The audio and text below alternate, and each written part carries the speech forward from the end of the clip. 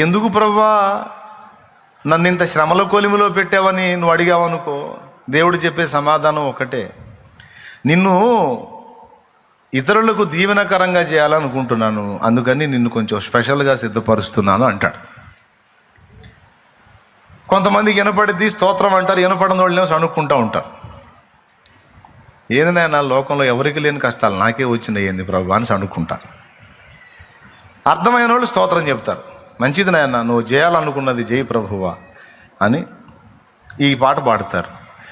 నీ చేతిలో రొట్టెను నేనయ్యా వీరు యేసయ్యా,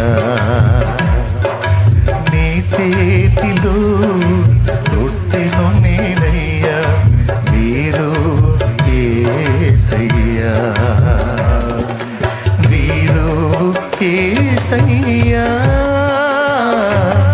ఆశీర్వదించు యేసయ్యా, వీరు యేసయ్యా, ఆశీర్వదించు యేసయ్యా, నీ చేతిలో రొట్టెను నేనయ్యా వీరు యేసయ్యా.